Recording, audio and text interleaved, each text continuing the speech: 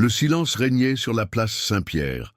Le ciel, teinté d'orange et d'or, s'assombrissait lentement alors que le soleil se cachait derrière les colonnes imposantes de la basilique. Ses derniers rayons projetaient de longues ombres sur la foule, compacte, rassemblée dans cet espace sacré. Des milliers de fidèles étaient présents, non seulement pour être témoins d'un moment historique, mais pour ressentir, presque physiquement, le poids du départ d'un pape qui avait osé défier les traditions et briser les barrières de l'Église catholique. C'était un événement sans précédent, un geste que beaucoup auraient jugé impensable.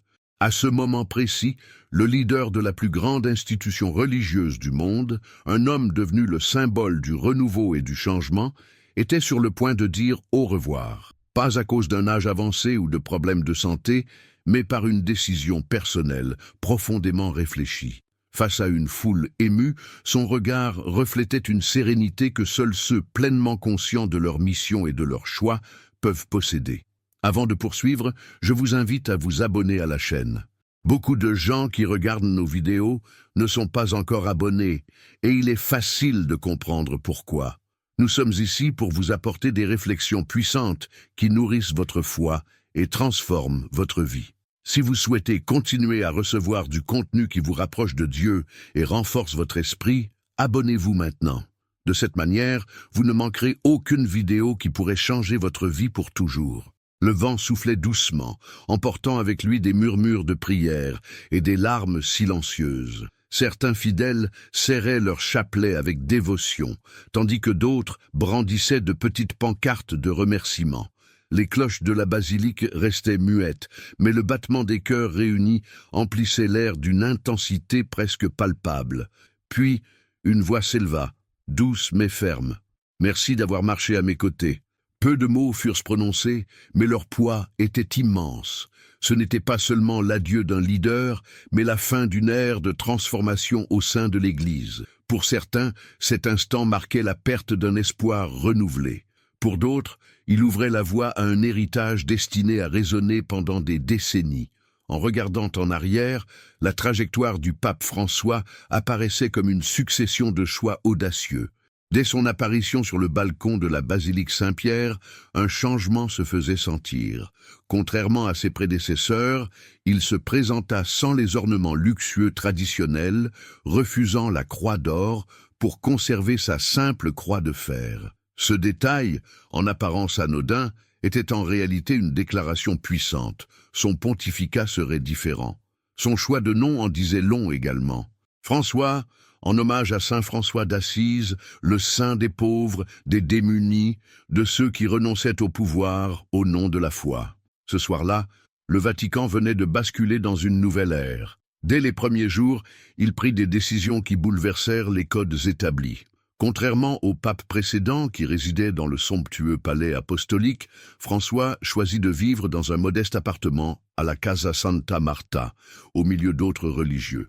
Il refusa les limousines officielles, préférant des voitures modestes, et délaissa les tenues opulentes pour s'habiller avec simplicité. Chaque fois que l'occasion se présentait, il marchait parmi les fidèles. Ses gestes, bien que simples en apparence, représentaient une révolution silencieuse. Ils étaient la preuve que son pontificat ne reposerait pas sur le prestige ou l'apparat, mais sur une proximité réelle avec le peuple. Mais François n'était pas seulement un pape des symboles. Son humilité s'accompagnait d'actions concrètes qui allaient profondément transformer l'Église. L'une de ses premières batailles fut dirigée contre la corruption au sein du Vatican.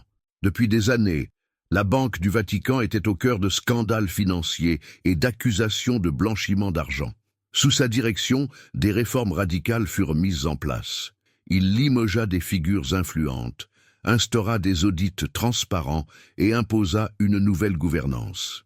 Mais son combat ne s'arrêta pas là. François s'attaqua également à l'un des plus grands tabous de l'Église moderne, les scandales d'abus sexuels. Contrairement à ses prédécesseurs qui évitaient le sujet, il prit position ouvertement, dénonça la culture du silence et expulsa des évêques et cardinaux impliqués. Il mit en place des mesures pour garantir que les victimes soient entendues et protégées. Mais cette prise de position lui valut aussi de puissants ennemis au sein même du clergé. Au-delà des luttes internes, François devint rapidement un leader mondial sur les grandes questions sociales. Dans des discours percutants, il dénonça les inégalités économiques, l'exploitation des plus pauvres et l'indifférence des puissants. Là où certains s'attendaient à ce qu'un pape reste neutre, François choisit de prendre position, n'hésitant pas à confronter des dirigeants politiques et à critiquer des systèmes économiques qui favorisaient une minorité tout en laissant des millions de personnes à la marge de la société. Il n'eut pas peur de dénoncer un capitalisme effréné, le qualifiant de moteur de misère et d'injustice. Son discours sur la culture du déchet résonna dans le cœur de millions de personnes. Pour lui, la société moderne ne se contentait pas de consommer sans conscience. Elle jetait également des vies humaines, les pauvres, les réfugiés, les personnes âgées, les malades. Tous étaient traités comme des objets jetables, dans un monde où la richesse et le pouvoir semblaient l'emporter sur la dignité humaine. Mais la vision de François ne se limitait pas à l'injustice économique. L'environnement devint également un pilier central de son pontificat. Son encyclique Laudato Si fut l'une des plus marquantes de l'histoire moderne de l'Église. Ce texte n'était pas seulement un appel à la préservation de la planète, c'était une critique acerbe de la destruction écologique causée par l'avidité humaine. Pour François, prendre soin de la terre n'était pas seulement une question écologique, mais un devoir spirituel. La création divine devait être protégée. Il dénonça avec force le fait que ceux qui étaient les moins responsables de la destruction environnementale étaient souvent les plus touchés par ces effets dévastateurs, les plus pauvres, ceux qui avaient le moins contribué au problème, mais qui en souffraient le plus. Ces positions audacieuses, bien qu'acclamées par beaucoup, suscitèrent aussi des critiques virulentes. Certains l'accusèrent d'être trop radical, tandis que d'autres tentèrent de le discréditer en le présentant comme une menace à la tradition. Les attaques contre lui prirent plusieurs formes. Des lettres anonymes circulaient dans les couloirs du Vatican. Des factions conservatrices cherchaient à affaiblir son autorité. Mais, malgré tout cela, il resta ferme dans ses convictions. Les obstacles, les rumeurs et les critiques ne firent que renforcer sa détermination. Pour lui, sa mission était claire, réformer, transformer et remettre au centre de l'Église les valeurs de justice, de compassion et d'humilité. Cependant, François savait que toutes les batailles ont un prix. Après des années de confrontation, de résistances internes et externes, il arriva à un tournant dans sa papauté. Sa décision de quitter ses fonctions ne résultait pas d'une faiblesse, mais d'une conviction profonde. Il était convaincu que l'Église avait besoin d'un leader renouvelé, prêt à prendre le relais et à continuer l'œuvre qu'il avait entamée.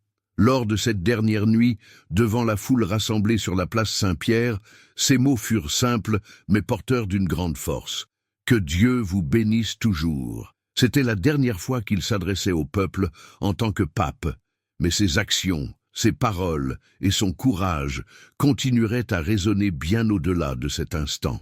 François avait montré au monde que diriger ne signifiait pas accumuler le pouvoir, mais l'utiliser pour servir. Il avait prouvé que la foi ne devait pas être un instrument de jugement, mais un pont pour unir les peuples. Son départ n'était pas un adieu, mais une invitation, celle de faire vivre l'héritage de compassion, d'humilité et de justice qu'il avait instauré, tant au sein de l'Église que dans le cœur de chaque fidèle. La place Saint-Pierre resta pleine de fidèles pendant des heures après son départ. Le silence qui suivit la cérémonie céda place à une vague de réflexions, de prières et de souvenirs. L'homme était parti, mais son héritage perdurait.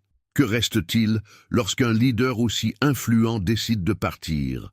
Quelles traces laisse-t-il après lui? La démission de François n'était pas simplement un acte formel, c'était le symbole vivant de son enseignement.